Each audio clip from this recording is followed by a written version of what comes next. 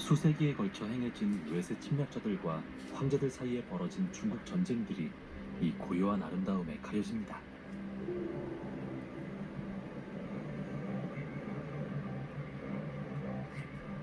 해가 떠오르는 모습조차 경건합니다.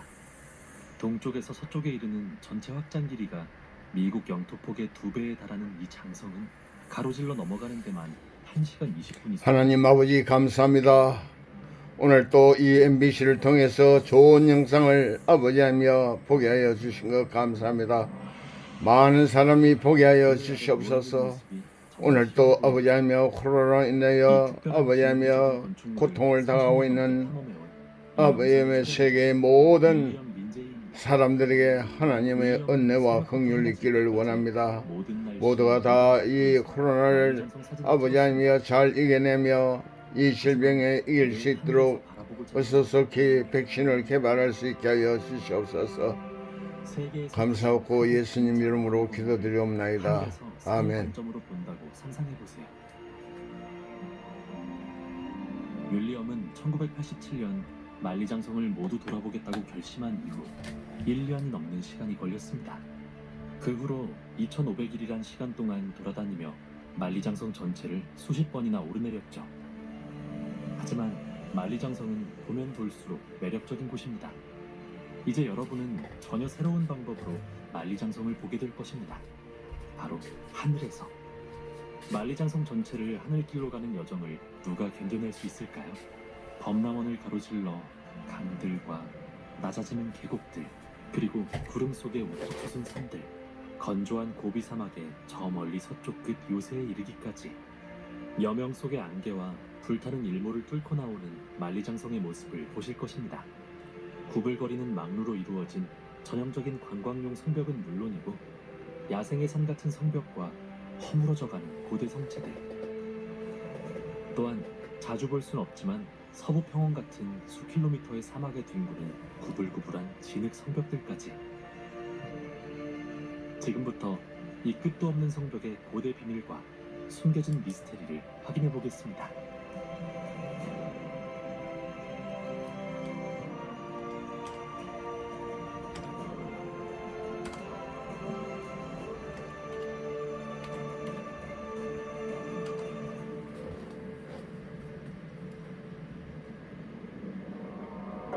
이번 여정은 북한 서쪽 보하이만 해안부터 시작합니다. 헤엄치는 사람들과 열정적인 어부들이 수세기 동안 이어온 선조들의 가업을 돌보느라 여념이 없습니다. 태양은 바다와 맞닿은 만리장성의 종점을 내리쬐면서 세계에서 가장 긴 인공건축물의 전체를 밝히는 하루 일과를 서서히 시작합니다. 만리장성의 길이는 놀랍게도 21,000km에 달합니다. 하지만 이 길이를 중국인들은 색다르게도 끝없는 성벽이라 표현하죠. 이제 광활한 영토를 가로질러 바다에서 사막에 이르는 중국 북쪽 국경을 따라 떠납니다. 만리장성은 수없이 많은 다른 성벽들이 마치 국수처럼 북중국 전역의 산지에 있습니다. 2300년에 걸쳐 건설됐죠. 길이가 짧고 북부적으로 분포해 있는 것들은 각 지역과 성을 보호합니다. 1368년부터 강력한 왕권을 지닌 명나라 조정은 수많은 성벽들을 거대한 장성에 이어붙이는 야심찬 정책을 펼쳤습니다.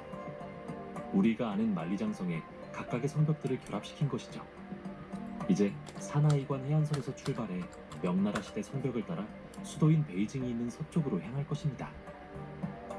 그리고 다시 서쪽으로 고비 사막의 건조하고 머나먼 지역으로 나아가 자위관에서 끝나게 됩니다. 9,000km에 걸쳐 각기 다른 모습과 형태를 지닌 성벽들로 덮여있는 곳이죠. 바다에서 벗어났지만 물을 볼 수 있는 곳이 마지막은 아닙니다. 이곳은 사나이관입니다. 산과 바다 사이에 있는 관문이라는 뜻이죠. 중국 지명들은 흔히 각 지역 지리를 알 수 있게 묘사합니다. 천연 방어막인 바다와 인근 산 사이에 또 다른 자연 방어막인 좁은 해안 평야가 있습니다. 비록 4세기가 지나긴 했지만 만리장성의 벽돌이 사라진 것은 자연적인 이유만은 아닙니다. 최고급 무료 건축 자재를 원하는 지역민들에 의해 채석된 이유도 있죠. 수수한 성벽만 보면 사람들의 버킷리스트에 오르는 경이로운 명소처럼 보이진 않습니다. 여기 있는 것들은 대표적인 성벽이 아니라 관광지로부터 멀리 떨어진 곳에서 만나는 허름한 성벽일 뿐입니다. 윌리엄은 30년 전 달리기로 만리장성을 완주했습니다. 그 과정에서 이런 잡초무성한 성벽을 만나 신발을 3켤레나 바꿔 신어야 했죠. 보통 마라톤 속도로 하루 종일 달렸는데도 78일이나 걸렸습니다. 이제 이 비옥한 평야를 가로질러 처음 만나게 되는 산을 향해 나아갑니다. 이곳 러원위도 마찬가지입니다. 강의 지류처럼 주벽까지 이어지는 풀이 무성한 수천 개의 집벽과 막루 중 하나죠. 황폐한 막루지만 분위기는 있어 보입니다. 그러나 1368년부터 1644년 사이에 이곳에서 평생을 보낸 병사들 시대를 상상하지 않을 수 없습니다. 17세기 중반, 이 막루는 국가 차원의 방어막 기능을 상실한 뒤 자연으로 돌아갔습니다. 야생의 성벽이라 할 수 있죠. 이곳과 베이징 사이에는 관광을 위해 재건된 성벽들이 곳곳에 산재해 있습니다. 여름철 폭우와 서리, 번개, 지진 등이 이 철벽 같은 구조물을 훼손시키는 데 일조했죠. 현대 중국의 진보적인 정책과는 상이하게 최근 만리장성의 많은 부분들이 황폐화되고 수풀에 덮여 허물어져 가고 있습니다. 그래도 여전히 아름답습니다.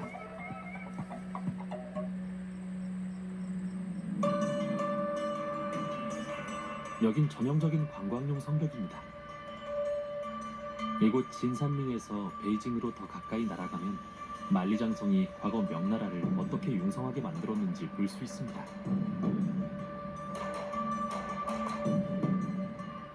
이 구간은 만리장성이 교차하는 첫 번째 주산맥입니다.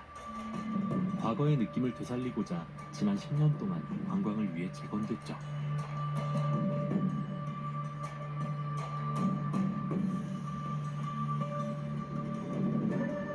관광객들이 무척 마음에 들어하는 것 같습니다.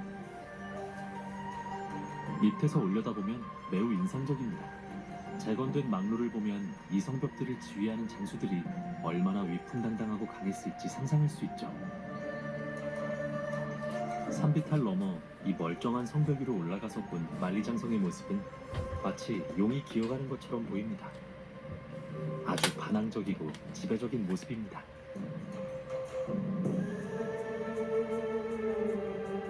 여기 이 허베이성 너머 산에서는 가장 위협적인 모습의 만리장성을 볼 수 있습니다. 이곳은 어떤 지형의 길에도 영향을 받지 않는 전형적인 용 모양의 성벽입니다. 고대 군사 전략가들은 고지를 점령하는 이점에 대해 배우죠. 만리장성은 말을 탄 필사적이고 단호한 적들에 대항하는 장벽이었습니다. 북쪽에서 침략해오는 유목민들은 주로 활쏘기에 능한 기병들이었죠. 중국인들은 무슨 수를 써서라도 야전을 피해야만 했습니다. 그 때문에 만리장성은 침략자들을 물리칠 수 있는 방법으로 발전했습니다. 높은 성벽과 막루는 중국 수비병들 무기 사거리에 날개를 달아줬습니다. 화살과 창, 수류탄, 대포를 더 멀리, 더 빨리 보냈죠. 화살을 쉽게 접근하지 못하게 하는 이 막루는 이제 완전히 복구됐습니다. 그 시선 밑에는 1570년대의 수비 능력을 향상시킨 치지광 장군의 화강암 동상이 서 있습니다. 그의 이야기를 기념하는 석벽 조각은 전 세계에서 온 수백만 명의 만리장성 방문객들에게 그 기억을 전해주고 있습니다. 이 성벽을 따라가면 한때 건설 진척 상황 및 병사들의 방문 현황을 표시하기 위해 만든 명판들이 막루 안에 있습니다. 성벽 작업자들의 현황과 이 구간을 건설하는 데 걸린 시간을 기록해둔 것이죠. 성벽 공사는 1368년부터 1644년까지 명나라 시대 내내 계속해서 이루어졌습니다. 이 만리장성을 건설하는 데는 한 가족의 모든 세대가 일조를 했습니다. 그렇게 만리장성은 점점 더 길어지고 수세기에 걸쳐 장애물부터 연락 라인까지 그리고 도로부터 수비 요새까지 저 멀리 산꼭대기 너머로 뻗어나갔죠.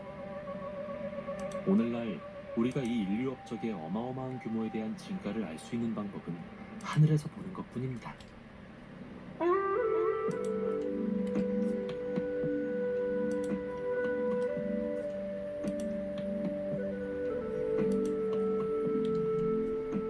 베이징 북동쪽 120km에 위치한 구베이커우의 푸르른 언덕입니다.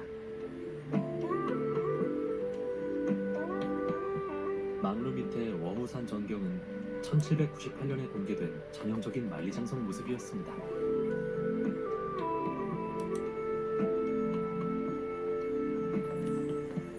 당시 영국인 방문객인 윌리엄 페리쉬 중위가 그린 그림이었죠.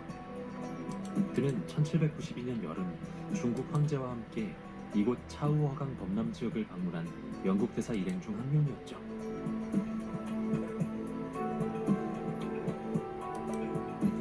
그의 그림은 구불구불 이어진 성벽들과 망루의 극적인 장면을 포착한 것입니다.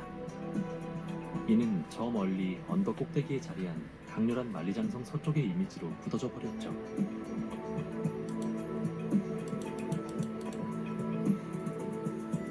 오늘날 범람한 평원에는 새로운 관광 개발이 시작됐습니다. 구베이커우의 고대 망루들과 성벽들이 자연으로부터 재건돼 복원되고 있는 것이죠. 이는 만리장성의 영광을 되찾아 더 많은 관광용 성벽들을 만들어내게 될 것입니다.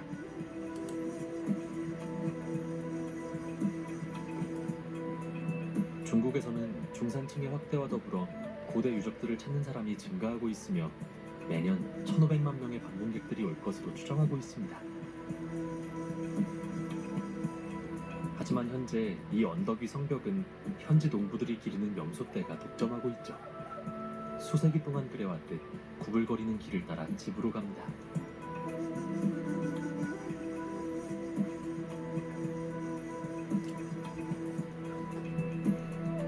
중국의 수도로 더 가까이 이동해 장관을 이루는 산악지대인 젠커우로 갑니다. 베이징 중심부에서 북쪽으로 80km가 채 되지 않는 곳에 있습니다. 인구 2천만 명의 팽창하는 대도시와 맞닿을 만큼 가까운 곳이죠. 다만 젠커우는 다른 세상입니다. 이것이 위풍당당한 만리장성의 진정한 모습입니다. 야생 그대로 구름에 맞닿아 있습니다.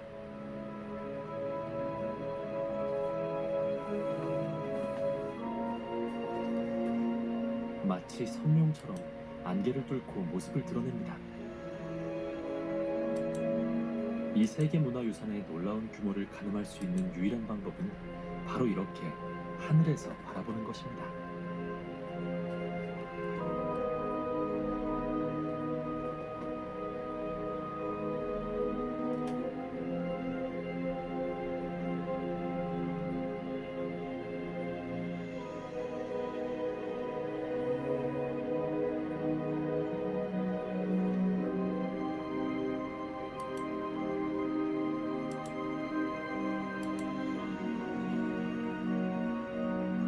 (1923년) 세계적인 위대한 소설가인 서머셋 모음은 이 모든 걸 글로 표현하려고 애썼습니다.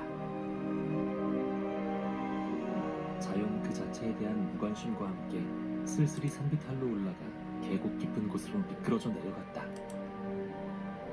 위협적인 모습에 삭막하고 음산한 정사각형의 망루가 적당한 간격을 두고 기둥 뒤에 서 있었다. 무자비하게도 그건 바위투성이 산의 바다를 뚫고 어두운 길 우측에 놓았다. 두려움 없이 동맹이라는 기반 위에 아시아에서 가장 먼 지역으로 마치 그들이 지켜낸 위대한 제국처럼 신비로우면서도 끝없는 여행을 떠났다. 안개 속에 거대하고 장엄하며 조용하지만 소름 끼치는 만리장성이 우뚝 솟아 있었다.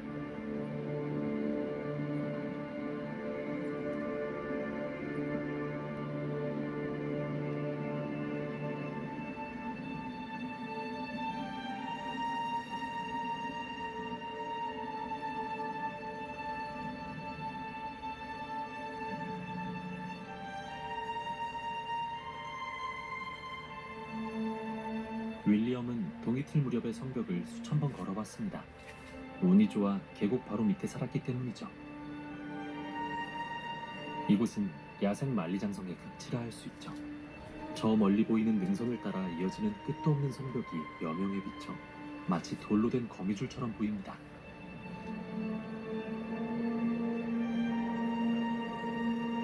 정말 아름답습니다.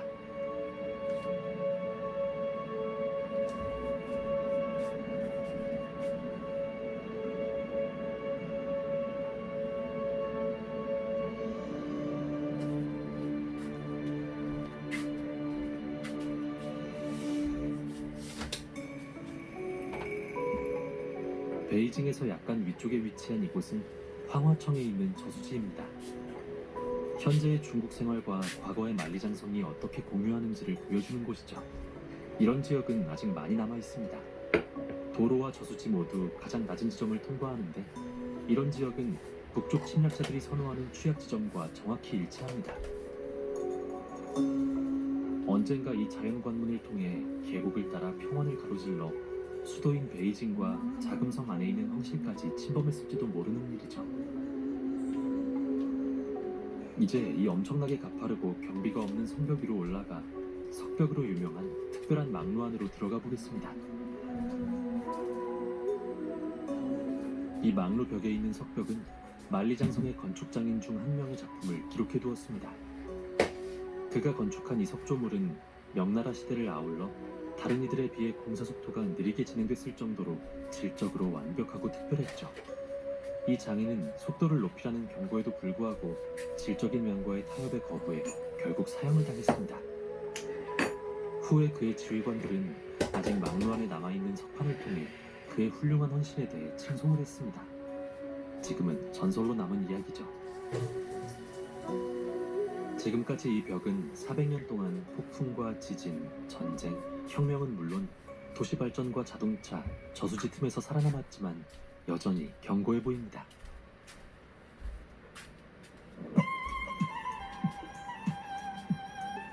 시속 200km에 이르는 초현대식 고속열차가 중국에서 가장 오래된 역인 바다링에 있는 칭롱차오 역에 도착합니다. 이곳은 1904년 매일 10,000마리에 이르는 낙타가 이동하는 옛 베이징과 내몽골 사이의 무역로를 현대화하기 위해 건설됐습니다. 이 노선이 이 지점을 통과하면서 만리장성의 당일 여행이 가능하게 됐죠. 이는 중국 최고의 명소로 대중관광지대를 연 계기가 됐습니다. 철로는 조금 전 저수지처럼 위치가 낮은 계곡의 자리에 성벽과 열십자로 교차됩니다. 그러나 성벽은 선로 양쪽에 견고하게 변함없이 자리를 지키고 있습니다. 이곳은 재건된 구간입니다. 1972년 닉슨 미국 대통령과 1987년 엘리자베스 여왕, 그리고 지난 40여 년 동안 수많은 외국의 영수들을 끌어들여 유명해진 곳이죠. 이런 전형적인 관광용 성벽에 방문객이 보이지 않는 건 매우 드문 일입니다. 베이징으로부터 접근성이 좋아 인기 있는 이곳은 매년 수백만 명의 관광객이 방문하는 곳이죠.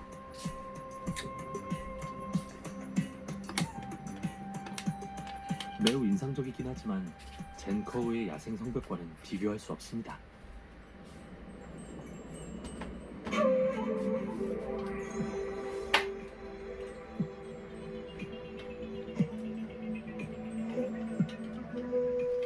이곳 라이위안에서는 누구나 몇 킬로미터를 행복하게 걸을 수 있습니다. 동이틀 무렵이나 해질녘에 이 외딴 야생 만리장성의 산속 진열품은 보행자들에게는 소중한 낙원입니다.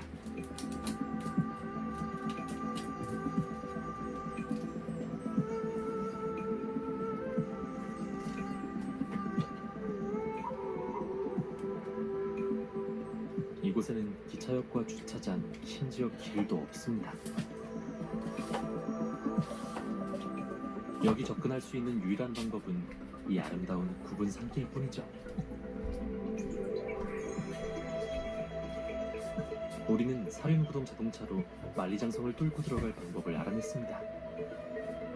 우리 기착지였던 황해로부터 서쪽 애진산악초소에서 일한 적이 있다는 중국인 사병으로부터 들었죠.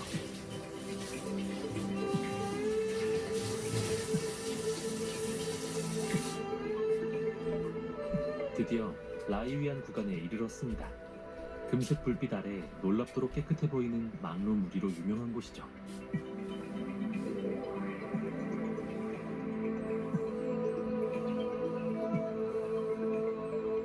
마침내 만리장성에 혼자만 남았습니다. 이 구간은 정말 걷기 위해 만들어진 곳으로 보입니다. 내딛는 발걸음마다 세대를 거스른 병사들은 어떻게 했을까 생각하게 만듭니다. 이 망루에서 몇 달, 몇 년, 몇 세기 동안 얼마나 많은 사람들이 쉬고 살아왔는지 모르는 일입니다. 일부 구간에는 수풀이 우거져 관목숲의 정원이 만들어졌습니다. 만리장성을 중국 풍경의 필수 불가결한 일부로 만드는 것은 인공 석조 건축물과 결합된 이런 고품질의 자연이죠. 시간과 자연은 이 성벽이 자신들의 것이라고 주장해왔지만 이제 이들은 뗄래야 뗄 수 없는 관계가 됐습니다.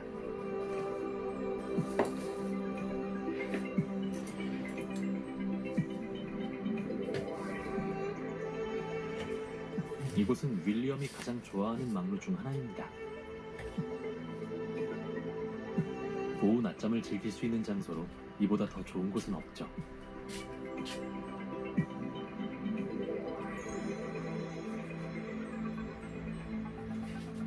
평화롭기만 한 여기 이 전투용 망루에 누워 라이위안의 금빛 만리장성의 영광스러운 날들을 꿈꾸면 천국이 따로 없습니다.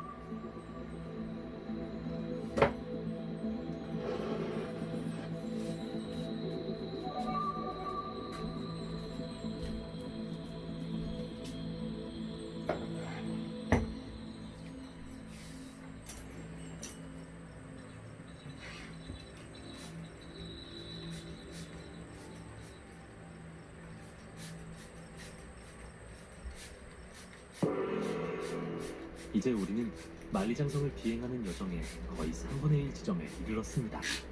기착지인 황해에서 700km 이상 떨어진 곳이죠. 계속해서 건조한 기후에 중국 북부 산시성 통전을 위해 서쪽으로 더 나아갈 것입니다.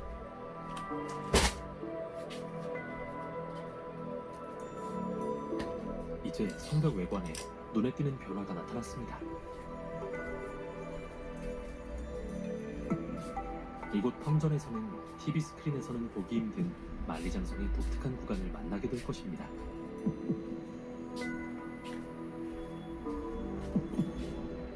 그 말은 곧 진흙성벽의 시작을 가리킵니다. 진흙성벽은 단단한 돌을 접하기 힘든 지역에서 지어졌죠. 이는 지금까지 본 만리장성의 이미지가 아니며 그렇다고 헐리우드 버전도 아닙니다. 이곳보다 더 건조한 서부 고비 사막에 가까이 가기 전에 구불거리는 성벽이 놓여있죠. 명나라 시대 건축가들은 저지대 범람원인 산시성 북부에서 흙다짐 공법으로 알려진 건축 기술을 개발했습니다. 그들은 널리 사용이 가능한 진흙 같은 점토를 사용해 성벽을 다지고 자연적인 여름 더위 속에서 구울 수 있도록 했습니다. 이는 효과가 있었고 이를 지속했죠. 이 믿을 수 없는 망루들 중 다수가 그렇게 지어졌고 때로는 단단한 돌로 덮여졌습니다. 이곳에선 돌이 귀중한 재료이다 보니 오랜 기간 모았다 재사용돼 왔죠. 농부들은 성벽을 보호막으로 이용하면서도 성벽 가장자리 바로 옆까지 농작물을 심었습니다. 그들에게는 이 만리장성이 일상생활의 일부분입니다.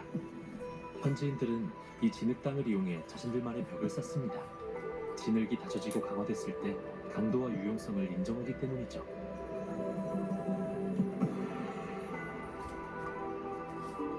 얼마나 견고한지 주변의 증거들을 보십시오. 400년이란 세월의 여러 요인들을 견뎌내고 저 멀리까지 솟아있습니다.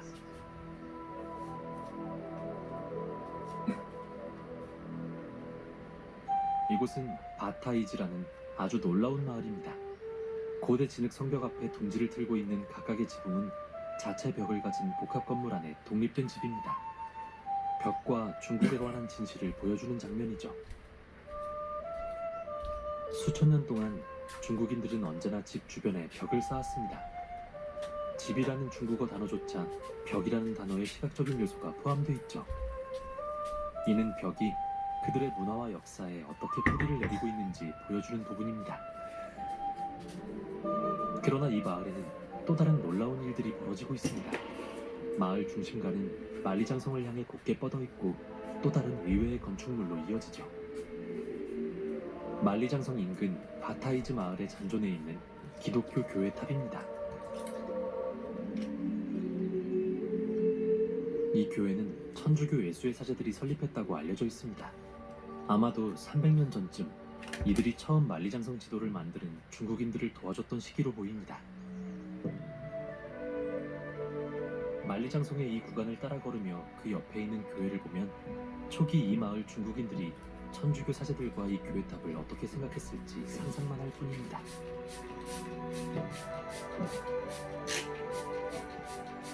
결국에는 둘 다 나란히 남았습니다. 오늘날에도 대부분의 마을 사람들이 매주 일요일 아침에 예배를 드리기 위해 모입니다. 성벽 같은 아이디어는 세월의 시험을 견뎌낼 수 있습니다. 진흙 성벽은 해가 지는 서쪽산을 향해 계속 뻗어갑니다.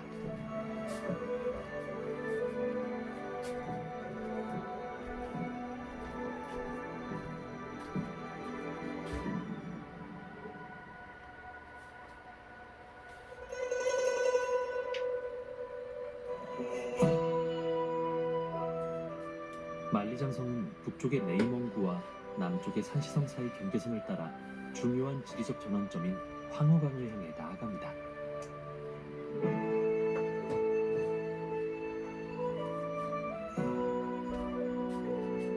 이곳은 중국의 상징인 황허강을 껴안아 그 자체가 벽과도 같은 또 다른 성벽 마을입니다. 절벽에 위치한 전략적 요새에 의해 보호되고 있는 곳이죠.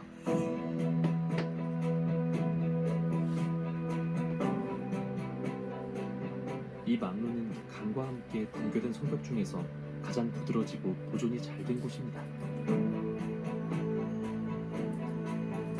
벽돌로 보강된 이곳은 분주한 강을 따라 이동하는 부대 지휘를 위해 매우 중요한 군사적 요충지였습니다. 병사들은 중국인들이 야만인으로 여기는 적들의 남진을 계속해서 지켜봤습니다.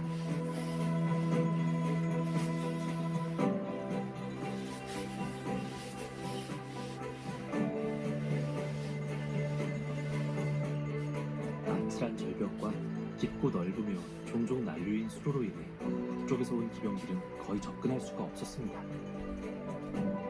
한겨울에 강이 얼어붙어 진입 가능한 입구가 존재할 때를 제외하고 말입니다.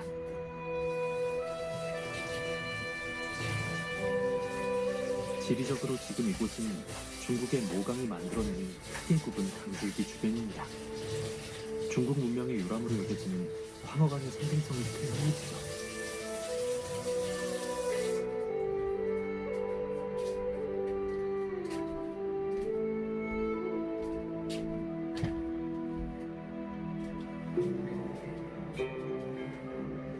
서부 지역으로 접어들면서 기후는 점점 더 건조해집니다.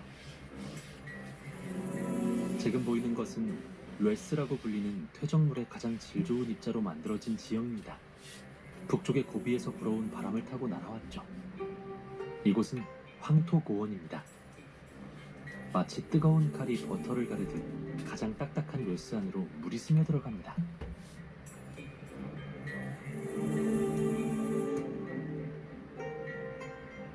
농부들은 애써 일군 밭이 폭우에 사라지는 상황을 피하기 위해 이곳의 계단 식당을 경작 가능한 평지로 만들어야 했습니다. 벽이라는 의미의 중국 한자는 마을이나 도시를 가리킬 때 쓰기도 합니다. 처음부터 살기에 적합하다고 여겨지는 장소는 주거와 생계 유지, 그리고 성벽 뒤의 안전이 필수였죠. 수천 개의 중국 마을과 도시들 주변에는 만리장성이 건설되기 전부터 성벽을 보유하고 있었습니다. 만리장성이 건설된 후에도 그 전통은 계속 남아 추가적인 안전을 보장받았죠.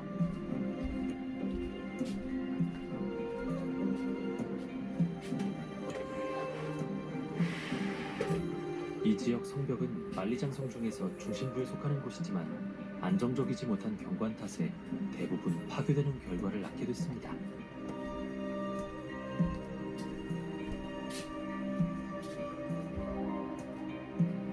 농업이 기술이 발전한 4세기에 맞서 견뎌낸 몇몇 외딴 막루만 살아남았죠.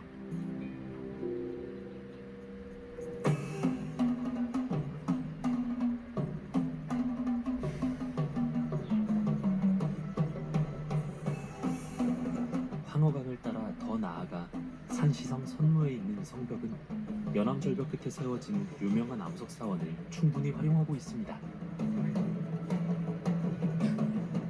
지역 축제들은 여전히 전통 복장을 한 음악 공연으로 이 고대 유적을 기념합니다.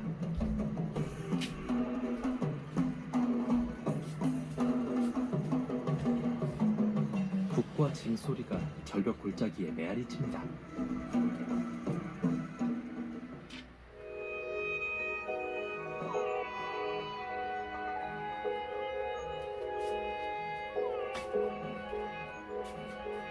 그리 멀지 않은 곳에 있는 고대 성벽 마을인 가오자부는 한때 거대한 성벽과 황허강에 인접한 주요 방어 요새였습니다.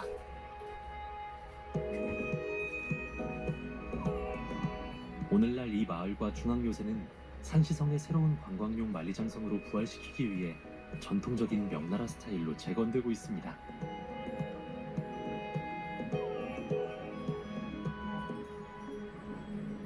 (9,000km) 여정의 반쯤 되는 산시성 깊숙한 곳에 위치한 위린시 변두리에 도착했습니다. 급속한 발전을 이룬 도시죠. 한때 만리장성의 전략적 요충지였던 이곳에는 거대한 군사성벽 유적이 재건됐습니다. 전베이타이는 세계에서 가장 큰 군사 요새로 웅장함과 규모에 있어 만리장성 전 지역을 압도합니다. 이곳을 제대로 보려면 서둘러야 합니다. 지역 여름 축제의 일환으로 열리는 인상적이고 다채로운 행사들이 수시로 열리기 때문이죠. 이런 축제는 만리장성의 특이한 요소 중 하나였습니다. 1600년대 초 평소 적대적인 국경 지역에 허용된 차마옷이라 불린 무역시장을 주재하기 위해 만들어졌죠. 4세기 전 스텝지대에서 온 부족 사람들은 말과 모피, 뿔, 준보석 돌 같은 토산품들을 가져와 차나 섬유, 약을 들고 오는 중국 무역상들과 거래를 했습니다. 높이가 있는 막루라 경계병들은 사막을 가로질러 북쪽으로 가는 행렬을 구경하기 좋았습니다.